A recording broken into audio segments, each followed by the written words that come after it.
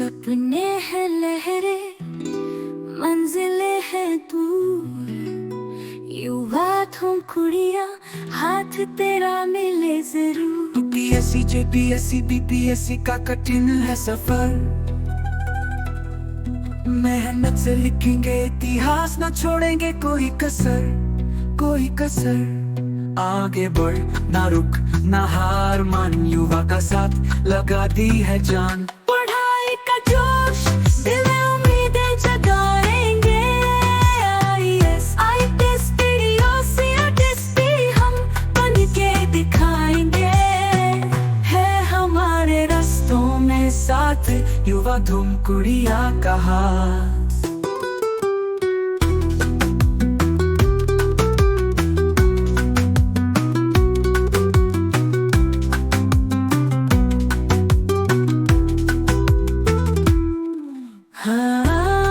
भारत का संविधान मतलब काफी दिलचस्प है, खासकर जिस तरह ये अलग अलग राज्यों को देखता है ना? हाँ बिल्कुल। आज हम इसी से जुड़ी एक चीज असम्मित संघवाद या जिसे अंग्रेजी में एसिमेट्रिक फेडरलिज्म कहते हैं, उसे समझने की कोशिश करेंगे। जी हमारे पास इस पर कुछ नोट्स हैं और संविधान के कुछ हिस्सों की जानकारी भी है। हाँ, ये शब्द शायद सुनने में थोड़ा भारी लगे, असम्मित संघवाद। हाँ, थोड़ा सा पर मतलब इसका सीधा सा मतलब ये है कि एक ऐसा फेडरल सिस्टम, एक संघीय ढांचा जहां सारे राज्यों को आप कह सकते हैं एक जैसा ट्रीटमेंट नहीं मिलता। अच्छा। कुछ को उनकी खास जरूरतें होती हैं, कल्चरल, हिस्टोरिकल या फिर भौगोलिक, उनके हिसाब से कुछ विशेष अधिकार या दर्जा मिल जाता है। ओके, तो आज का हमारा गोल ये है कि हम देखें कि भारत में ये जो अनोखा सिस्टम है ये काम कैसे करता है, क्यों कुछ राज्यों को ये स्पेशल स्टेटस मिला हुआ है और इसके मायने क्या है। बिल्कुल। अनुच्छेद 370 का तो जिक्र आता ही है,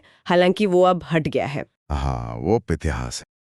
लेकिन अनुच्छेद 371 और उसके जो अलग अलग हिस्से हैं ए से जे तक, वो आज भी बहुत अहम है। बिल्कुल। देखिए, अनुच्छेद 370 जो पहले जम्मू कश्मीर को एक खास ऑटोनॉमी देता था, मतलब रक्षा, विदेश नीति, संचार छोड़कर काफी मामलों में, जी। अगस्त 2019 में उसे हटा दिया गया और राज्य को 2 यूनियन टेरिटरीज में बांट दिया गया, जम्मू कश्मीर और लद्दाख। तो वो स्पेशल स्टेटस तो खत्म हो गया। हाँ, वो एक बड़ा बदलाव था। लेकिन ये समझना जरूरी है कि असम्मित संघवाद सिर्फ 370 तक ही सीमित नहीं था और न है। सही बात है। तो अब आते हैं अनुच्छेद 371 पर, और इसके जो सब क्लॉज है ये आज भी कई राज्यों में लागू है, खासकर नॉर्थ ईस्ट में, है ना? हाँ बिल्कुल।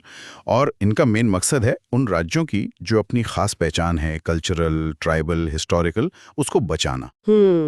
ये दिखाता है कि हमारा संविधान उसने मतलब सब पर एक ही चीज थोपने के बजाय डाइवर्सिटी को, विविधता को सहेजने की कोशिश की है। अच्छा उदाहरण है कोई इसका? हाँ, जैसे अनुच्छेद 371 ए देखिए, नागालैंड के लिए। नागालैंड वाला केस। हाँ, सुना है।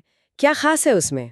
देखिए, 371 ए नागालैंड के जो अपने पारंपरिक कानून हैं, उनके जो सामाजिक रीति रिवाज हैं, उनको एक तरह से संवैधानिक सुरक्षा देता है। अच्छा। जमीन और जो दूसरे संसाधन हैं, उन पर लोकल कंट्रोल को मजबूती दी गई है। यानी केंद्र का दखल कम। हाँ, यहाँ तक कि पार्लियामेंट अगर कोई कानून बनाता है जो इन मामलों से जुड़ा हो, तो वो नागालैंड में तब तक लागू नहीं हो सकता जब तक वहाँ की विधानसभा हाँ ना कर दे। अरे वाह, ये तो काफी पावर देता है राज्य को। जी, ये मतलब लोकल जरूरतों को नेशनल फ्रेमवर्क में फिट करने का एक बहुत अच्छा तरीका है। ये तो हुई पहचान बचाने की बात, लेकिन मैंने पढ़ा कि अनुच्छेद 371 में महाराष्ट्र और गुजरात का भी जिक्र है।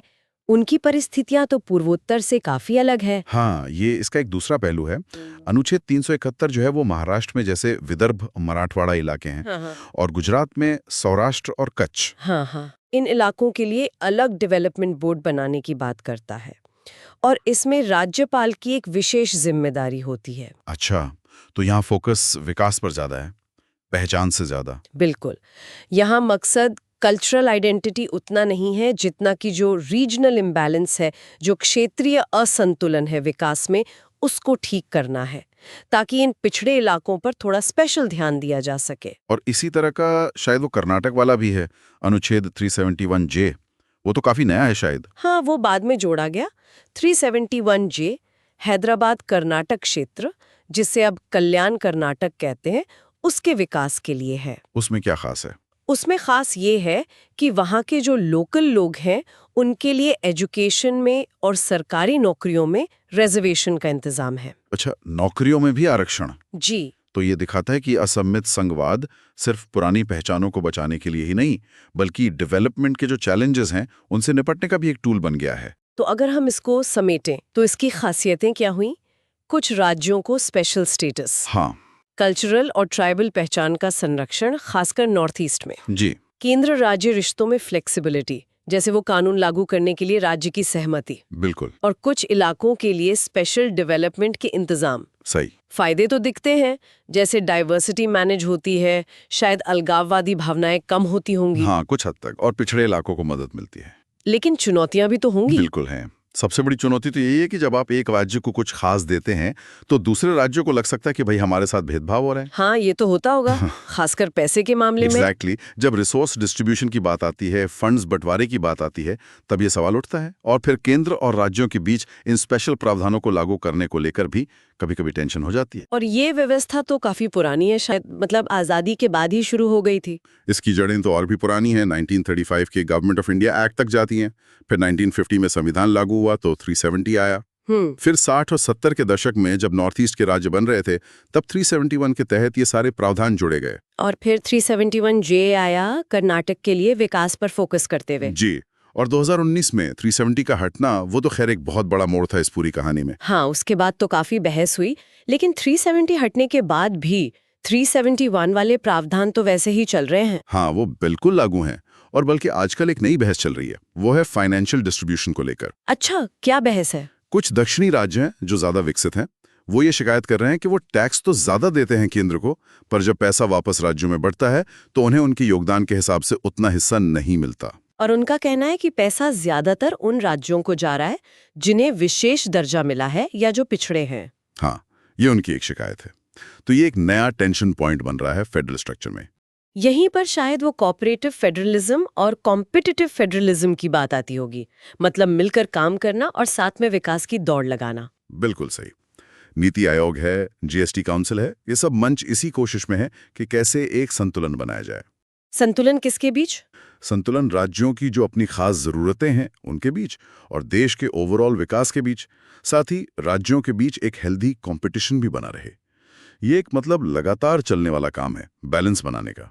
तो अगर हम आज की बात को खत्म करें तो कह सकते हैं कि भारत में असम्मित संघवाद, खासकर अब अनुच्छेद 371 के जरिए देश की जो जबरदस्त डाइवर्सिटी है, हाँ, असाधारण, उसको एकता के धागे में पिरोने का एक बहुत जरूरी संवैधानिक तरीका है। ये दिखाता है कि हमारा फेडरल सिस्टम कितना फ्लेक्सिबल है, कितना लचीला है। हाँ बिल्कुल, ये एक ऐसा मैकेनिज्म है जो मानता है कि वन साइज फिट्स ऑल वाला फॉर्मूला यहाँ काम नहीं करेगा। सही कहा। चलते चलते एक सवाल बस मन में आ रहा है। अनुच्छेद 370 तो हट गया, अब ये जो रिसोर्स बंटवारे पर नई बहस तेज हो रही है, ऐसे में भविष्य में राष्ट्रीय एकता और ये जो अनुच्छेद 371 के तहत कुछ खास पहचानें बचाई जा रही हैं, इनके बीच का जो नाजुक सा बैलेंस है वो कैसे बना रहेगा, ये देखना वाकई मतलब बहुत दिलचस्प होगा। हाँ, ये आने वाले वक्त का एक बड़ा सवाल है।